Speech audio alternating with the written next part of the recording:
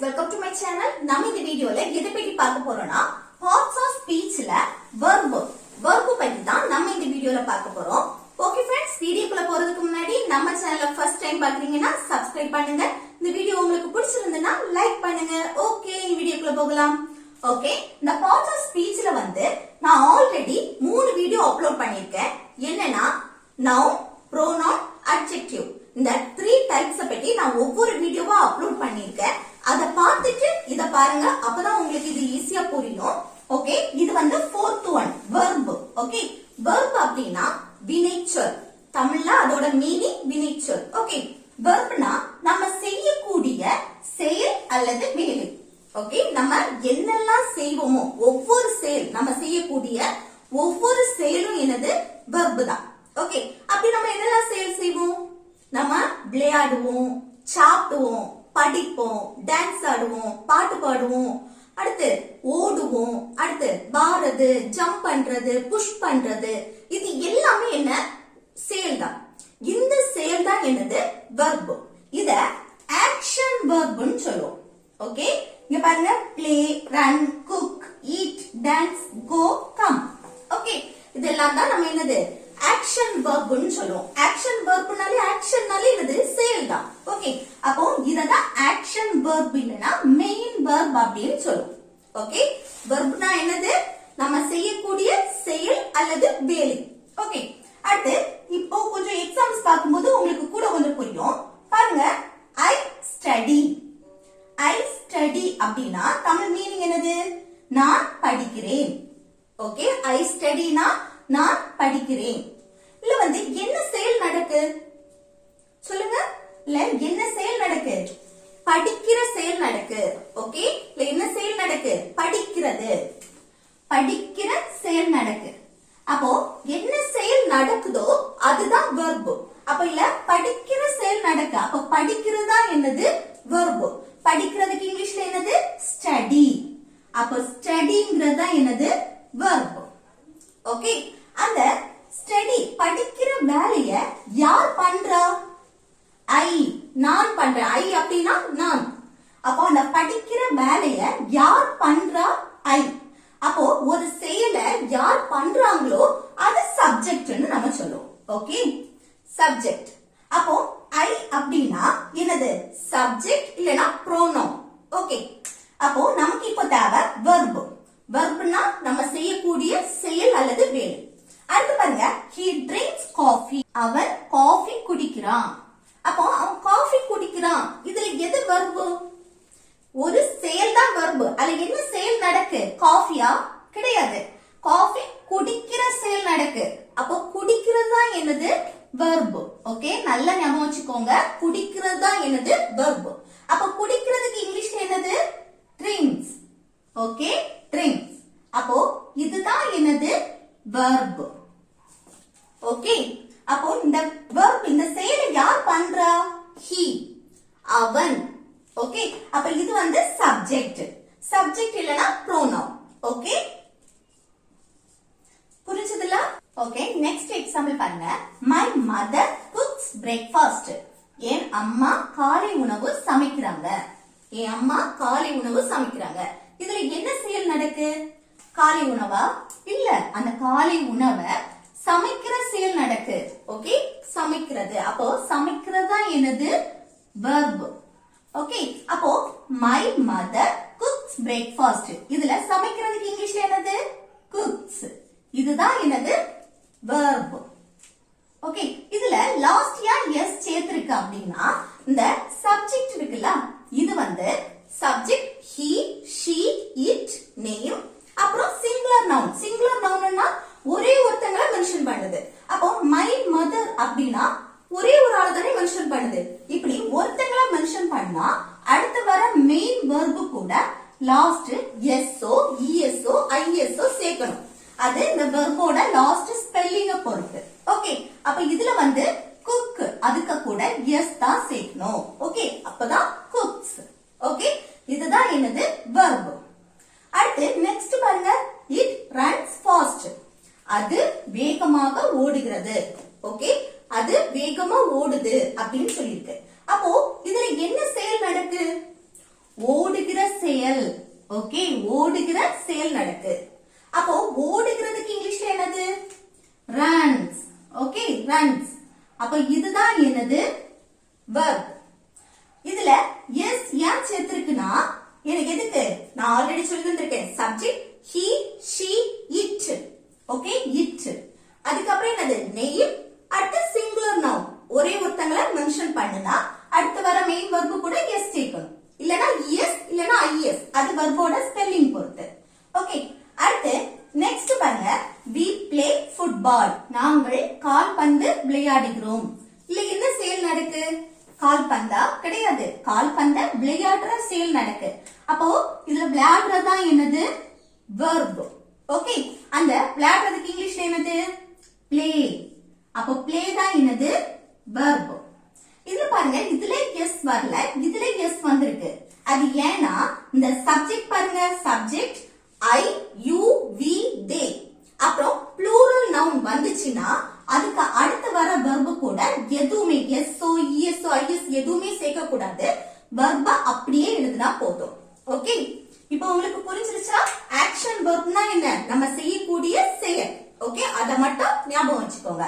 இததான் நம்ம action verb இல்லனா மெயின் வெர்ப்னு சொல்லுவோம். ஓகே, அடுத்து நம்ம பார்க்க போறது என்னன்னா பி வெர்ப். ஓகே, நான் ஆல்ரெடி நம்ம என்ன பார்த்தோம்? வெர்ப்னா என்னன்னு பார்த்தோம். வெர்ப் அப்படின்னா என்னது? நம்ம செய்யக்கூடிய செயல் அல்லது வேலை. ஓகே, ஆனா இந்த பி வெர்ப் அப்படின்னா தன்னுடைய நிலையை பற்றி பேசும்போது யூஸ் பண்ணுவோம். தன்னுடைய நிலைனா தன்னை பற்றி மட்டும் கிடையாது, யார பற்றி நீங்க பேசுறீங்களோ அங்க எந்த செயலும் நடக்காது. இப்போ ஒருத்தங்களோட பேரை, நம்மளோட பேரை மென்ஷன் பண்றோம், இல்ல ஒருத்தங்களோட கேரக்டரை மென்ஷன் பண்றோம், இல்ல ஒருத்தங்களோட பொசிஷன், அவங்க டாக்டரா இருக்காங்க, டீச்சரா இருக்காங்க, இப்படி ஒருத்தங்களோட பொசிஷன், ஃபீலிங்ஸ் இதெல்லாம் நம்ம மென்ஷன் பண்ணுவோம்ல, அப்பதான் நம்ம என்ன பி வெர்ப் யூஸ் பண்ணுவோம். அங்கதான் இந்த பி வெர்ப் மெயின் வெர்பா மாறும். ஓகே, அங்க ஆக்ஷன் வெர்பே வராது. ஓகே, எப்போ? தன்னுடைய நிலை. தன்னுடைய நிலைனா தன்னை பற்றி மட்டும் கிடையாது, உங்களை பற்றி, யாரை பற்றி பேசுறீங்களோ அப்போ பி வெர்ப் தான் என்னது? மெயின் வெர்பா வரும். ஓகே, இல்ல பி அப்படின்னா அதோட மீனிங் இரு அப்படின்னு அர்த்தம். ஓகே, அப்போ பி வெர்ப் அப்படின்னா என்னலாம்னா am, is, are, was, were, will be. Okay, இந்த பி வெர்ப்னா என்னலாம்? am, is, are, was, were, will be. இதுல பாருங்க, am, is, are இந்த ஃபர்ஸ்ட் பி வெர்பும் எப்போ யூஸ் பண்ணணும், எந்த சப்ஜெக்ட் கூட யூஸ் பண்ணணும்னு பார்க்கலாம். am, is, are பிரசன்ட்ல, நம்ம பிரசன்ட்ல ஒருத்தங்கள இப்போ ஒருத்தங்கள பத்தி பேசுறோம் அப்படின்னு சொல்றப்போ நம்ம இந்த am, is, are இந்த பி வெர்ப் யூஸ் பண்ணுவோம்.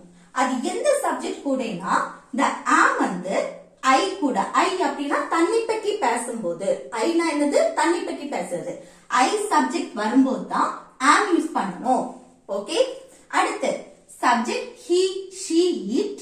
அடுத்து சிங்குலர் நவுன். சிங்குலர் நவுன்னா ஒரே ஒருத்தங்களை பற்றி பேசும்போது, இது ஹீனால என்னது? ஒரே ஒரு ஆணை பற்றி பேசுறது, ஷீனா ஒரே ஒரு பொண்ணை மென்ஷன் பண்றது, இட்னா அனிமல், திங், இது ஏதாவது ஒண்ணு இருக்கணும். ஓகே, ஒண்ணு பற்றி பேசும்போது தான் இஸ் யூஸ் பண்ணணும். இஸ்ங்கிறது the verb. Okay, is use பண்ணணும். அடுத்து பாருங்க, ஆர் எங்க யூஸ் பண்ணணும்னா யூ, வி, தே. அடுத்து ப்ளூரல் நவுன். இந்த சப்ஜெக்ட் யூ, வி, தேனாலே என்னது? ஒன்றுக்கு மேற்பட்டது. யூ அப்படின்னா ஒரு ஆளையும் மென்ஷன் பண்ணோம், ஒண்ணுக்கு மேலேயும் மென்ஷன் பண்ணோம். அப்போ யூ வந்தாலே நம்ம ஆர் தான் யூஸ் பண்ணணும். அதை தவிர்த்து இந்த வி, தே, அடுத்து ப்ளூரல் நவுன் இது எல்லாமே ஒன்றுக்கு மேற்பட்டவங்களை மென்ஷன் பண்றது. அப்போ ஆர் தான் யூஸ் பண்ணணும். ஓகே, நல்ல ஞாபகம் வச்சுக்கோங்க. இந்த am, is, are வரும்போது அது பிரசன்ட், இப்போ நடக்கக்கூடிய விஷயத்தை பேசுறது. அடுத்து பாருங்க, was, were. இது எப்போனா பாஸ்ட் பத்தி பேசும்போது. அடுத்த பி வெர்ப் was, were. இது நம்ம பாஸ்ட்னா ஆல்ரெடி நடந்து முடிஞ்ச விஷயத்தை பத்தி பேசும்போது நம்ம என்ன யூஸ் பண்ணணும்? இந்த பி வெர்ப் was, were. இது wasங்கிறது subject I, he, she, it, name, அப்புறம் சிங்குலர் நவுன் வரும்போது was யூஸ் பண்ணணும். ஓகே, இது எல்லாமே என்னது? ஒரே ஒரு ஆளை மென்ஷன் பண்றதுதான். ஒருத்தங்களை மென்ஷன் பண்றோம் அப்படின்னாலே was தான் யூஸ் பண்ணணும்.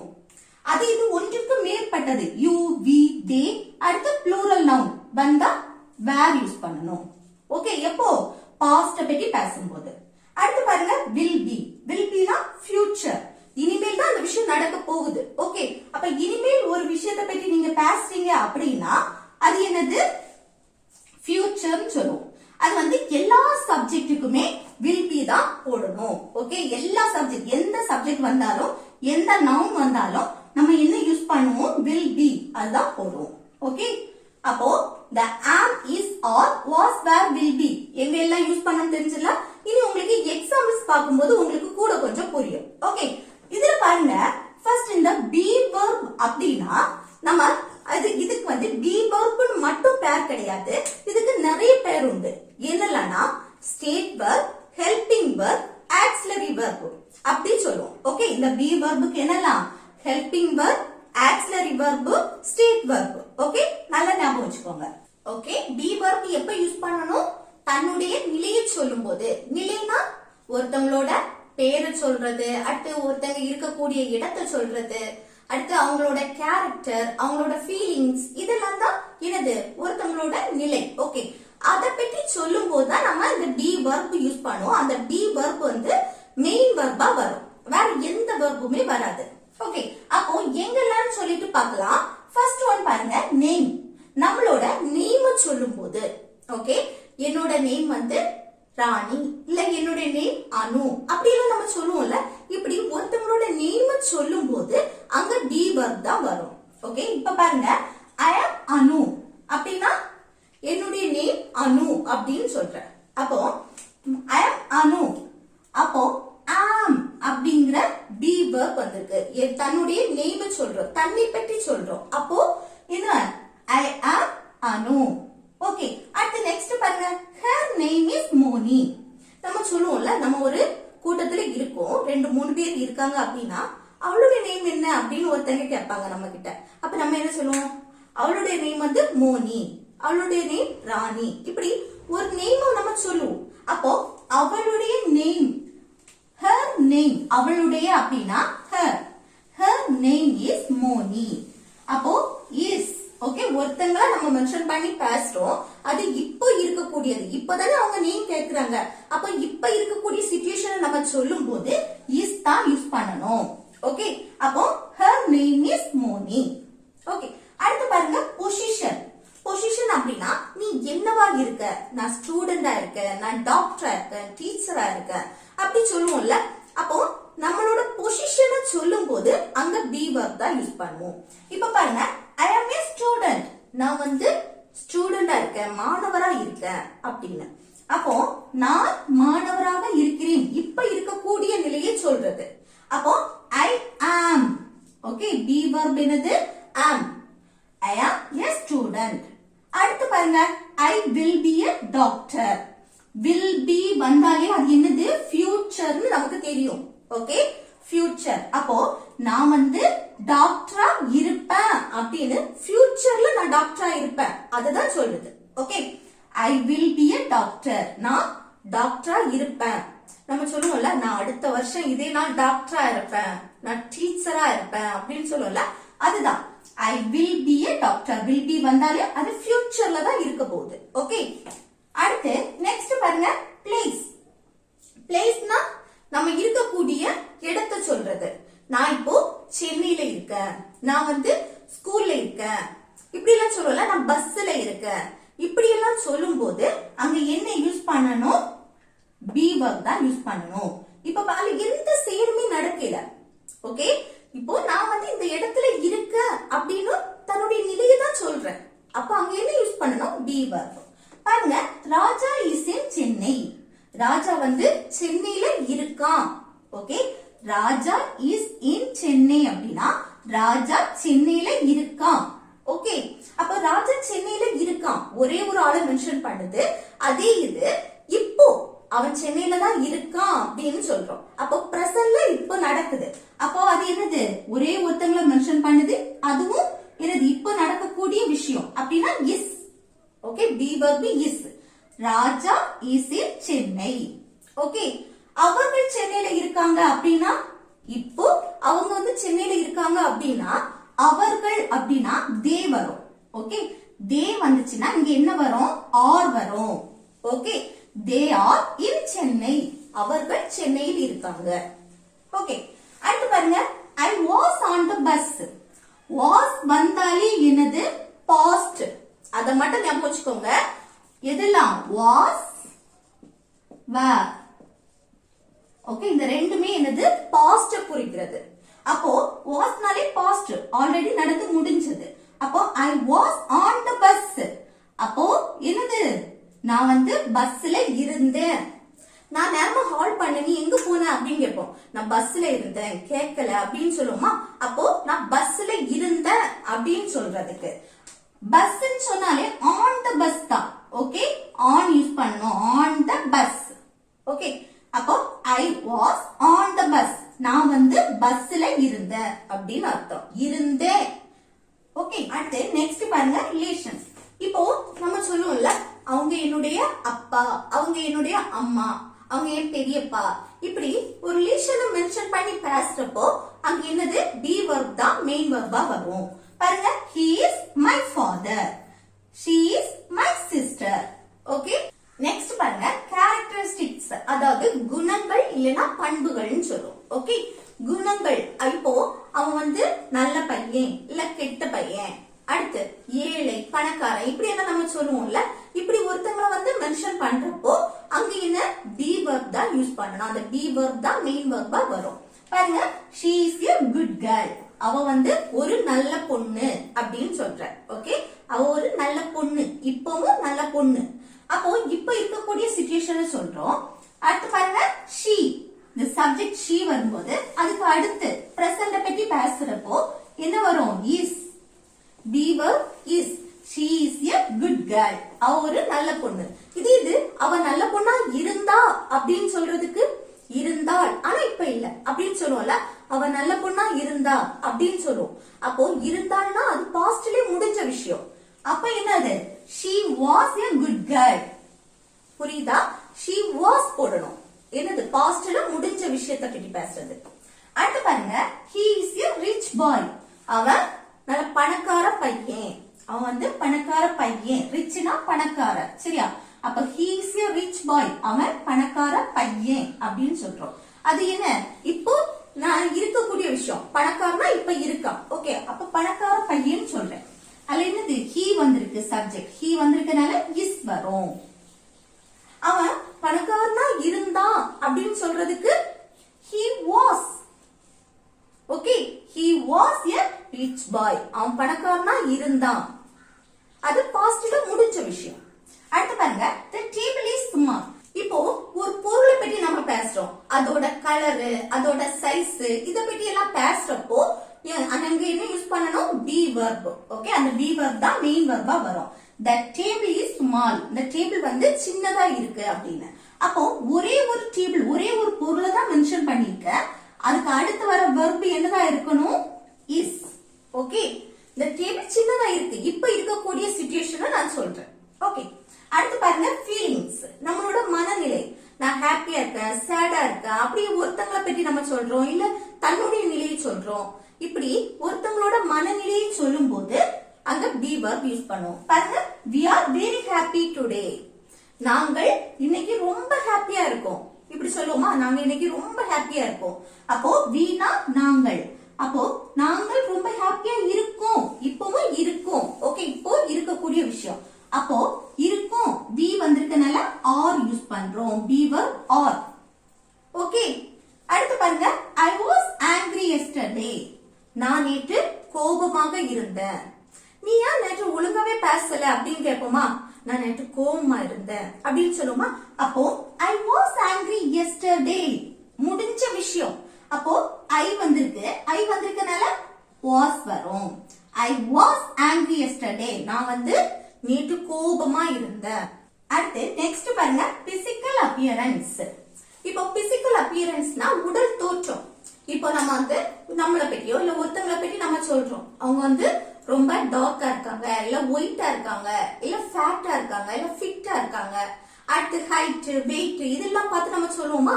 அதுதான் நம்ம என்னது? Physical appearance. அதை பற்றி நம்ம பேசுறோம் அப்படின்னா அங்க இன்னும் யூஸ் பண்ணணும் be verb. இப்ப பாருங்க, he is tall, அவன் உயரமாக இருக்கிறான். டால்னா என்னது? உயரம். அவன் உயரமா இருக்கிறான். அப்போ அவன் வந்து என்னது இப்போ உயரமா இருக்கான் அப்படின்னு நம்ம சொல்றோம். ஓகே, இருந்தான் அப்படின்னு சொல்லல, உயரமா இருக்கான் அப்படின்னு சொல்றோம். அப்ப என்னது அவன் he வந்திருக்கு, அப்ப is. ஓகே, அடுத்து பாருங்க they were fit. அவர்கள் வந்து ஃபிட்டா இருந்தார்கள் அப்படின்னு சொல்றேன். இப்போ இருக்கிறாங்க அப்படின்னு சொல்லல, ஃபிட்டா இருந்தார்கள். ஓகே, இருந்தாங்க நம்ம சொல்லுவோம்ல, அவங்க வந்து ரொம்ப ஃபிட்டா தானே இருந்தாங்க, இப்போ அவங்களுக்கு என்ன ஆச்சு அப்படின்னு கேட்போமா? அப்போ அவர்கள் ஃபிட்டா இருந்தார்கள் அப்படின்னு சொல்றதுக்கு அவர்கள் தே பாஸ்ட்ல முடிஞ்ச விஷயம். அப்போ வாஸ் இல்லனா வேர் வரும்.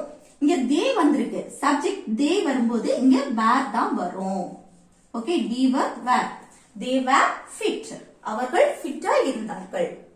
ஓகே, இப்போ வந்து இந்த be verb எங்கெல்லாம் யூஸ் பண்ணனும் தெரிஞ்சதுல, தன்னுடைய நிலை, தன்னுடைய மட்டும் இல்ல, யாரை பத்தி பேசுறீங்களோ அவங்கள பத்தி நீங்க பேசுறீங்க.